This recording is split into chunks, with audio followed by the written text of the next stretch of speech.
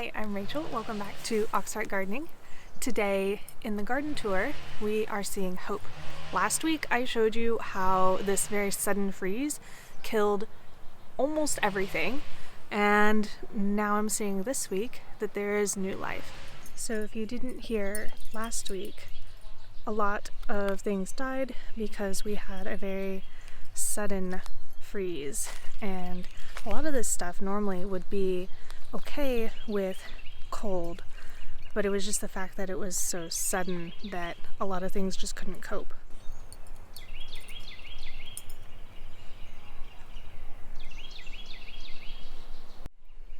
For example, this mint plant that did super well all winter was absolutely decimated by the sudden snap of cold, but you can see there's still some life in it and it will come back. It's just gonna take a little bit to recover from that.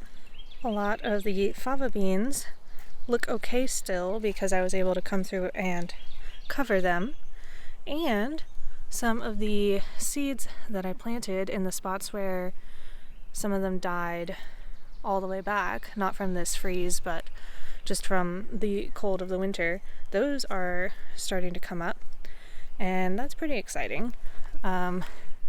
Yet again, I have some hope for the fava beans.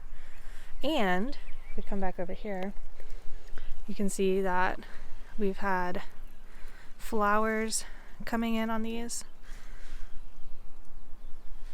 And these are absolutely beautiful flowers, by the way. And so these plants looking good, they're flowering, and it doesn't look like it's going to really freeze that hard again. Pretty optimistic that I will actually start seeing some fava bean harvest off of these. My spinach, while it looks pretty chewed on, is actually looking pretty healthy aside from the bug damage. But I haven't been pulling from it because I just haven't really felt like I can, like the plant can afford to lose a lot of leaves, and if I can't get enough for a salad, then there's not too much point pulling any at all.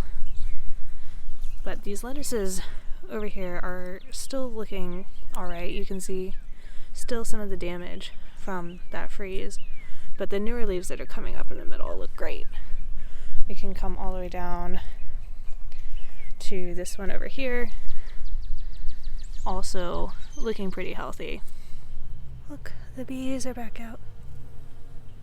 So while you can see still quite a big difference between the garlic and the onions, if we zoom in on the onions, you can see they're putting on new healthy leaves, and that is what we want to see. This looks really sad, but it's not indicative of the health of the plant. This is, and that means that these onions are going to be okay, and they're probably still going to bulb up like normal. Most of my brassicas did not survive the cold. There's this one, still not gonna head up like a proper cabbage should, but it's here, it's trying. And the garlic is just, again, could not look healthier. It'll still be a while before this is harvestable, probably midsummer, but I think we're gonna get a really, really good harvest. If we take a look at the newer lettuces that I planted, you can now see a much bigger difference between covered and uncovered for the cold. And while this one is not dead, it's certainly not looking as good as this one, or even that one that was also covered. And these turnips, I don't know if they're really coming back. They're definitely making new leaves, so maybe, we'll see. But it might have put them too far behind to actually get a harvest off of them. And if we keep coming back here, you can see specifically these turnips that looked great and then died back really hard with the freeze are not fully dead. They are coming back, and I think some of them are still going to flower, which is mostly what I needed them here for at this point. But yeah, if these had been here for harvest, I don't think Even now, I don't think I would harvest the roots on these because it has been such a traumatic time for the plant. They're probably not very tasty. And these beets here are still putting on new leaves. Not sure if they're gonna bulb up at all. Some of the Brussels sprouts back here not looking too great either, but also not completely dead. Probably could harvest some more off of this and have them still be okay. But some of them are looking a little better. I think these might go to seed soon, especially if it starts getting warmer consistently at night. But as this is my first time growing Brussels sprouts, I'm not entirely sure what temperatures it takes to trigger them. Taking a look at the arches, I am not as hopeful about the peas recovering, although this little kale is doing great. Peas, they're here. It's warming up. I'm gonna go ahead and say maybe on these. I think if I had been able to cover them like I covered the fava beans, they would be doing much, much better right now. And I did go ahead and plant fresh radish seeds over here. You can see them coming up. But these ones that were here before, you can see they're not completely dead, although they don't look super happy either. Kind of the story with most of these plants. And you know, with stuff like that, even if it's not completely dead, like this one, you can see this is not gonna grow up and make peas for me. It's so stunted. It's using all its energy just to stay alive, and you know, if it does manage to recover enough to start growing, it will be probably too late. Moving on to this last row over here, you can see the garlic over here also still looks really good, but it's not quite as big as that other stuff. And I'm not sure if it's just the placement of it or the variety, because this is a totally different variety than the other one. But the cauliflowers, I've pulled the heads. I could probably cut the plants at any time because I don't think I see any signs of them producing side shoots at all. And the Brussels sprouts, they're looking taller actually, which is what I was waiting for them to do all season. And usually when a plant gets taller like this, suddenly it means it's about to go to seed. But with Brussels sprouts, they're not really supposed to be short and squat. So I'm not entirely sure if that means they're just finally happy or going to seed. But the lettuce is over here. This one was covered for the freeze. It looks pretty great. This one was not. And it has the damaged leaves still, but it looks better than I would have expected given how badly it looked before.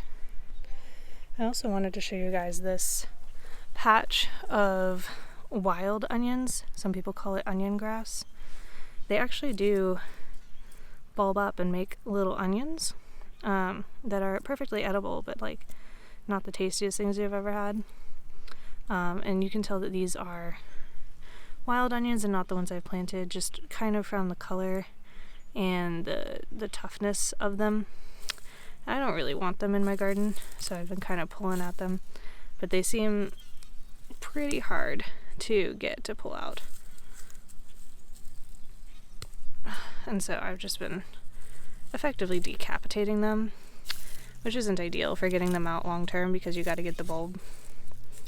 But if I do this enough, the bulb won't have enough energy, oh there's one, to keep putting out shoots, and it will eventually die. Okay, so before we go to the raised bed, I actually want to take you guys over to the berry patch because there's actually something to look at now. So from up here you probably can't see it against the mulch, but this is a fresh little blueberry plant stalk, and these are fresh little twigs coming up, and that is very exciting. That means they didn't die over the winter. Strawberry too. coming back in with some green growth there. However, the blackberries still just have this dead twig sticking out of the ground, and I'm not sure if they're gonna be behind the blueberries and if I should be not worried or worried.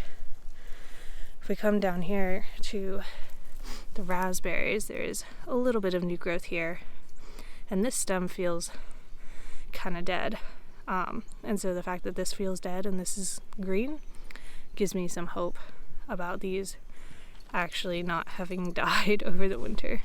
If it does turn out that some of them have died, that's not the end of the world. I can get some new starts, and I have a feeling it'll only be a couple of them that I'll have to replace. But having a baby bush die is much better than having a full-grown bush die, and I don't think putting in a new plant at this point in the season would really put me that far behind. Okay, so lastly, we'll just take a quick look at the raised bed.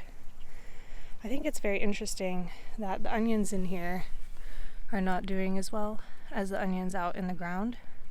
And I think it might be because of how thick and chunky the mulch is on top here.